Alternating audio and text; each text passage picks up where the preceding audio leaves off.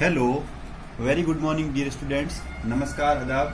आज 10th class में जो हम रोगों के बारे में पढ़ रहे हैं, मल न्यूट्रिशन, उसमें आज अपन पढ़ेंगे ह्यूमन हेल्थ, मानव स्वास्थ्य के बारे में। किसमें पढ़ेंगे? मानव स्वास्थ्य। आज का जो अपना टॉपिक है वो है मानव का स्वास्थ्य, ठीक है ना, ह्यूमन हेल्थ। अब इसमें देखो, इसमें पहला है properties of drinking water and harmful effects of pollution water. अब देखो, जो पॉल्यूटेड वाटर होता है, पॉल्यूशन वाटर, ठीक है ना, पॉल्यूटेड वाटर, सॉरी, जो दूषित जल होता है, दूषित जल से कौन कौन से रोग होते हैं, यानी पीने योग्य पानी के गुण। सबसे पहले पढ़ेंगे properties of drink water, properties of drink water, यानी पीने के पानी के गुण, और पॉल्यूटेड वाटर के, और जो दूषित पानी होता है उसके दुष्प्रभाव। पहले तो अच्छा पानी होगा, जो पीने योग्य पानी होगा, ड्रिंकिंग वाटर, उसकी प्रॉपर्टीज पढ़ेंगे। उसके बाद अपन पढ़ेंगे harmful effects of polluted water.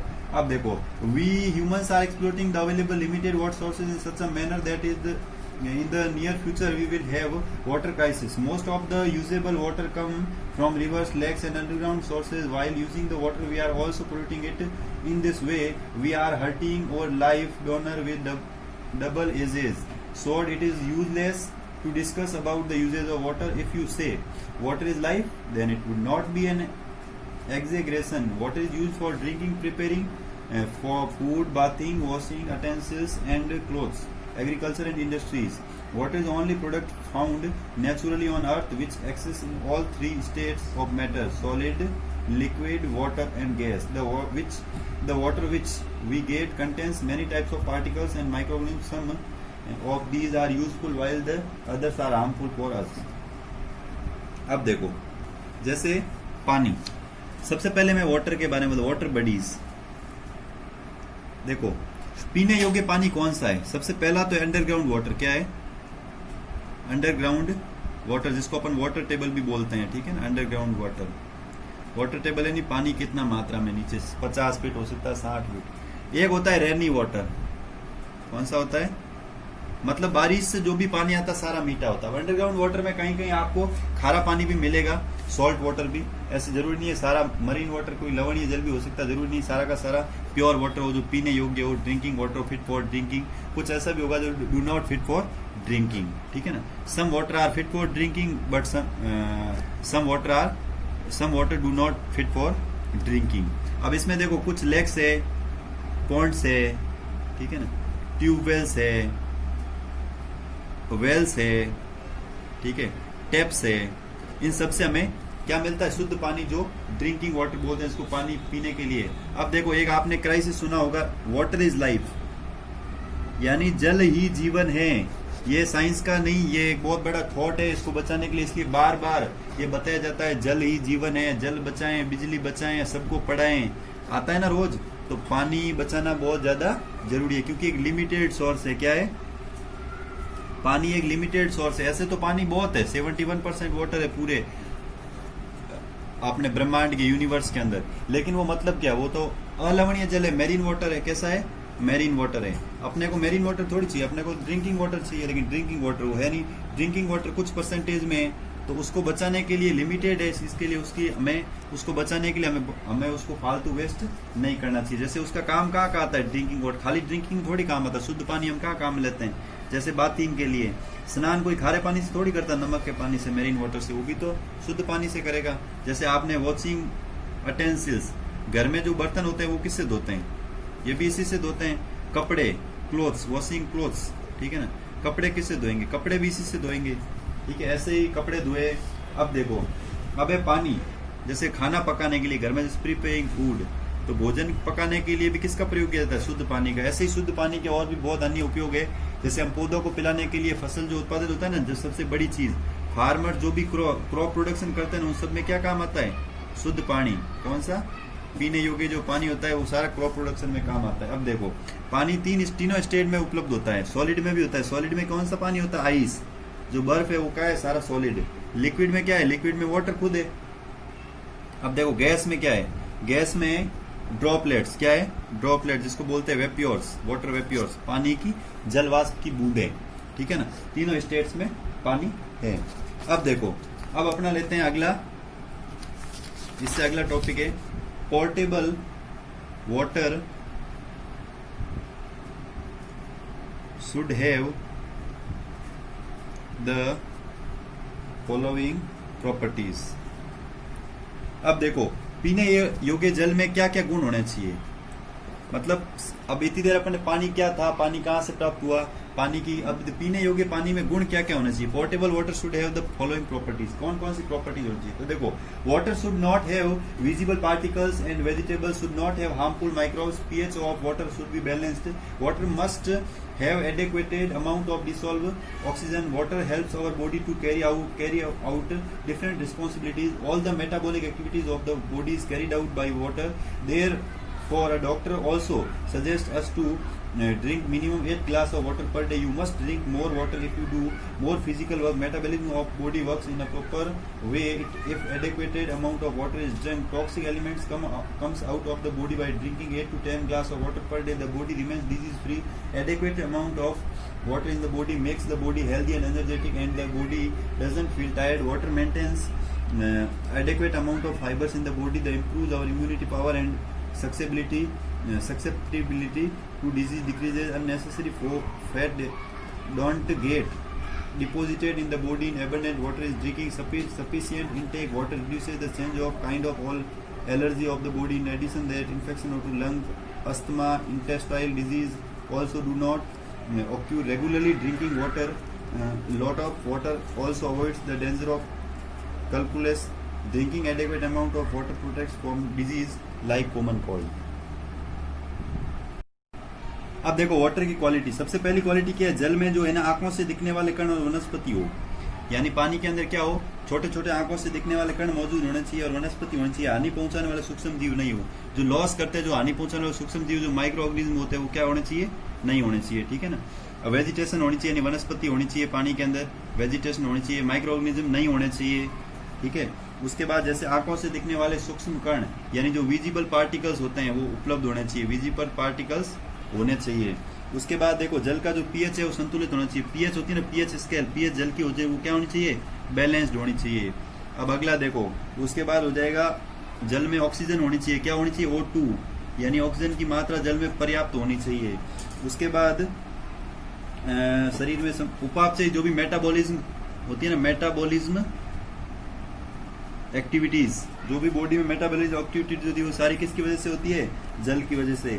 इसलिए डॉक्टर की अक्सर मशवरा देता है एक दिन में, इसीलिए ये मेटाबॉलिज्म एक्टिविटीज यानी उपापचय क्रियाएं लगातार हमारी बॉडी में ऐसे ही होती रहे, उसके लिए हमें डेली 8 ग्लास वाटर पीना चाहिए। कितना, 8 ग्लास अमाउंट ऑफ वाटर, रोज हमें 8 ग्लास पानी पीना आवश्यक है। उसकी वजह से हमें जो बहुत सारी उपापचय क्रियाएं होती है वो होगी। अब उससे फायदा क्या है, डेली 8 ग्लास पानी पीने से अपनी बॉडी में जो भी जहरीले पदार्थ होते हैं, वेस्ट जो मतलब जहरीले पदार्थ जितने भी होंगे जो डिजीज फ्री, और ये क्या करेगा, डिजीज फ्री, हमें रोगों से मुक्त करने का काम कौन करेगा, 8 ग्लास पानी। अगर 8 ग्लास पानी नहीं पियोगे तो अपना इम्यूनिटी पावर डिक्रीज हो जाएगा, क्या हो जाएगा, जो इम्यूनो पावर होता है ना वो क्या हो जाएगा, कम हो जाएगा, डिक्रीज हो जाएगा, इसका लो हो जाएगा। और जो सक्सेसिबिलिटी होती है वो भी क्या हो जाएगी, जो रोग होने की क्षमता होती है, जो रोग होने की प्रायिकता वो क्या हो जाएगी, बढ़ जाएगी। तो हमें रोगी नहीं बनना है, उसके लिए हमें डेली 8 से 10 ग्लास अमाउंट पानी पीना बहुत जरूरी है। फिर देखो पानी से रेसे फाइबर की मात्रा कायम रहती है, पानी पीते हैं तो फाइबर्स, अभी अपन ने टॉपिक पढ़ा था फाइबर्स जो न्यूट्रिएंट्स के अंदर आता है, 6 नंबर पे फाइबर्स और वाटर, तो पानी पीने से फाइबर्स की मात्रा भी बराबर रहती है, ठीक है ना। फिर देखो बीमारियां होने का जो खतरा कब होगा, हम डिजीज फ्री कब होंगे, जब अपन 8 ग्लास अमाउंट ऑफ वाटर पियेंगे। प्रचुर मात्रा में पानी पीने शरीर में अनावश्यक चर्बी जमा नहीं होती, जो फैट बढ़ती है ना, मोटापा आपने देखा होगा, पेट बढ़ गया वैसे, ठीक है ना, तो जैसे शैलेंद्र का पेट बढ़ा हुआ वैसे पेट अगर नहीं बढ़ाना है तो उसके लिए आप क्या करना पड़ेगा, टाइम पे 8 ग्लास वाटर पीना पड़ेगा। उसका पेट क्यों बढ़ा, उसने टाइम पे पानी नहीं पिया, कुरकुरों पे जोर दिया। तो आप भी 8 ग्लास डेली पानी पियो, जो फैट यानी जो अनावश्यक चर्बी है वो सारी अननेसेसरी जो फैट होती है वो क्या हो जाएगी, नहीं होगी और वो कम हो जाएगी। अब देखो इससे क्या होता है कि पानी कम पीने से एलर्जी हो जाती है बहुत सारी। एलर्जी तो आप सभी को होगी, किसी न किसी प्रकार की, क्लास में जितने भी स्टूडेंट हैं एलर्जी से जूझ रहे होंगे।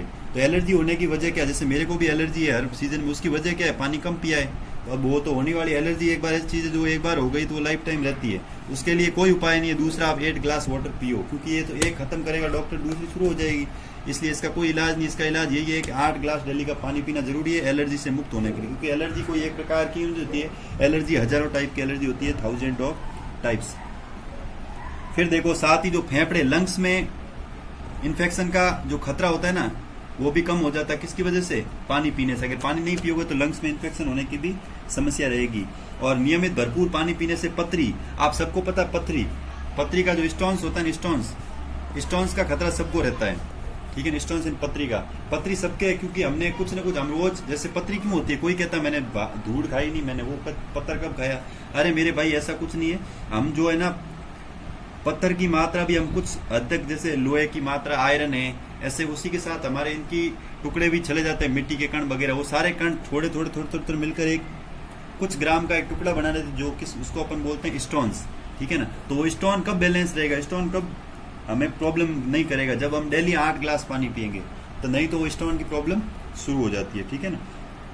अब देखो पर्याप्त मात्रा में जो पानी नहीं पीता है उनको हमेशा सर्दी के मौसम में क्या हो जाता है, सर्दी जुकाम हो जाता है, जिसको बोलते हैं आप कफ बोलते हो, खांसी हो जाती है, ठीक है, जुकाम हो जाता है, सर्दी जैसे कुछ भी ऐसे कॉमन कोल्ड, जैसे सामान्य बुखार या सामान्य ठंड जुकाम लगना, वो चीजें, उनसे बचने के लिए आपको डेली सर्दियों में भी 8 से 10 ग्लास पानी पीना। हम क्या करते हैं, सर्दियों में कम पानी पीते हैं, जिसकी वजह से ये रोग हो जाते हैं। उसके बाद देखो अगला जो अपना है टॉपिक है आपके,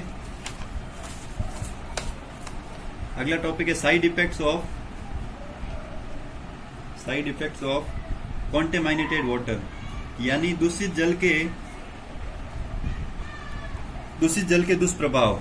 अब गंदा पानी पीने से क्या क्या होगा, many disease gives us portable water contaminated diseases are caused by presence of pathogenic microorganisms in the water which enters into the body with water. The main pathogens are virus, bacteria, protozoa and worms. These pathogens causes cholera, dysentery like disease can easily affect anyone. Contaminated water can cause many communicable disease. It may also cause dangerous disease like hepatitis, flu, typhoid, jaundice, etc. Dracunculosis was once a serious problem in Rajasthan. A worm, Dracunculus medinsis, is the causing agent. The female always lays its egg inside water out of the host human body. The disease is spread to other people if contaminated water is used for drinking. No patient of Dracunculitis has been found after the year 2000 because of the effort by Naru abolition program to stop its re-emergence and to rescue from waterborne disease. Drinking water should be filtered, boiled and cooled before use. Bathing, washing clothes in rivers, ponds should be prohibited, and the water reservoirs should be cleaned frequently because healthy tomorrow is where there is healthy water. अब देखो जल से बचने के दुष्प्रभाव कौन कौन से देनी, पानी पीने दूसरे कई बीमारियों के चपेट में आ सकती है। बीमारियां कौन कौन सी है, मतलब जो हमें पानी है ना, जो अपन पानी पीते हैं, पानी में बहुत सारे छोटे सूक्ष्म जीव रहते हैं। कौन कौन से रहते हैं, जैसे बैक्टीरिया रहता है, प्रोटोजोआ रहता है, ठीक है, और वॉर्म्स रहते हैं, वायरसेस रहते हैं, ठीक है ना। ये सारी चीजें कहाँ रहती है, पानी के अंदर, ठीक है ना। तो उनकी जगह जैसे जिनकी वजह से क्या क्या रोग हो जाती है, डिसेंट्री यानी हैजा रोग हो जाता है, डिसेंट्री हो जाती है पानी की कमी से, जॉन्डिस, टाइफाइड, हेपेटाइटिस, फ्लू वगैरह वगैरह बहुत सारी बीमारियां, जैसे डिसेंट्री है, कॉलेरा है, ये सब उसकी वजह से बीमारी हो जाती है। फिर देखो दूषित जल पीने से भी बहुत सारी बीमारी, जैसे हेपेटाइटिस है, फ्लू है, हेपेटाइटिस हो गई, ठीक है ना, जैसे फ्लू हो गई, एक हो गई आपके टाइफाइड हो गई, पीलिया, आप नाम सुना होगा, पीलिया हो गई, पीलिया को बोलते हैं अपन आपके बोलते हैं जॉन्डिस, क्या बोलते हैं, जॉन्डिस, जिसको आप बोलते हो पीलिया। ये सारी बीमारियां हो जाती है। तो इसमें सबसे जो इसका एक, जैसे एक बाला या नारू रोग, एक राजस्थान में बहुत गंभीर रोग जिसका नाम है मारू रोग, क्या है, बाला या नारू रोग। उसका जो जीवाणु यानी बाला या जो नारू रोग है ना, बाला या नारू रोग, नारू डिजीज, वो राजस्थान में बहुत भयंकर रूप से फैला हुआ है। उसका जो जीवाणु है रोग जनक, उसका नाम है ड्रैकनकुलस, क्या नाम है, ड्रैकनकुलस मेडिनेंसिस, ड्रैकनकुलस मेडिनेंसिस। इस वाग की वजह से ये रोग फैलता है, इस रोग जन की वजह से। इसकी मादा जो इसकी फीमेल है वो क्या कर देती है, अंडे दे देती है। इसकी जो मादा कृमि अपने अंडे सदैव परपोषी मनुष्य के शरीर के बाहर जल में देती है, यानी जो अपने आस पास जो भी जल रहता है वहां पे इसकी जो मादा फीमेल होगी वो अंडे दे देगी बहुत सारे। फिर क्या करेंगे, हम अंडे के संपर्क में आएंगे और हमारे को फैलेगा, तो दूसरों में एक साथ, ये क्या इन्फेक्शियस रोग है, दूसरों में फैलने वाला, तो अपने को फैलेगा, संक्रामक रोग है, दूसरे में भी फैल जाएगा और एक साथ लाखों हजारों लोगों में आगे से आगे फैलता जाता है। अब देखो नारू उन्मूलन कार्यक्रम के लिए प्रयास सन 2050 इसका कोई रोगी नहीं पाया गया, मतलब जब से आया था राजस्थान में, उसके 2000 में पर्याप्त, 2000 के बाद आज तक हमारे पास कोई पेशेंट नहीं आया 2000 इस ईयर के बाद में। फिर देखो परंतु फिर भी इस रोग के पुनरुद्भवन को रोकने और जलजनित रोगों से बचाव हेतु पानी को छान कर उबाल कर ठंडा। अब देखो इसको बचने के लिए क्या बाला है, नाड़ रोग से कैसे बचें, तो पानी को बॉईल करके पिए, ठीक है ना। पहले बॉईल करें फिर उसको वापस कूल करें। बॉईल करने के बाद कूल मतलब वापस फ्रीज में नहीं डालना है, और फ्रीज का पानी पीना नहीं है, मतलब जिसको अपन बोलते हैं गुनगुना पानी, उसको पीने से। और नदी तालाब इत्यादि में नहाना और कपड़े धोना भी मना है। और तालाब का पानी होता है उसमें भी नहाने नहीं जाना चाहिए, उसमें कपड़े धोने मना है। समय समय पर इसकी सफाई होनी चाहिए क्योंकि स्वस्थ। अब देखो पानी घर में जो टाँका वगैरह उसको टाइमली अपने को साफ कर देना चाहिए क्योंकि उससे भी ये बीमारी फैलने की संभावना रहती है। तो जैसे एक थॉट है, हेल्दी टुमारो इज वेयर, यानी healthy tomorrow is where there is healthy water, यानी स्वच्छ जल है तो स्वस्थ कल है, यानी स्वच्छ जल है तो स्वस्थ कल है। जल ही स्वस्थ नहीं है तो कल कभी भी स्वस्थ नहीं होगा। तो ये था पानी से। तो पानी को अपन बहुत नॉर्मली लेते थे लेकिन पानी की वजह से बहुत सारी प्रॉब्लम्स फेस हो सकती है। तो आज की सभा को दोस्तों हम करेंगे यही समाप्त। अगली सभा अगली क्लास में। जय हिंद जय भारत।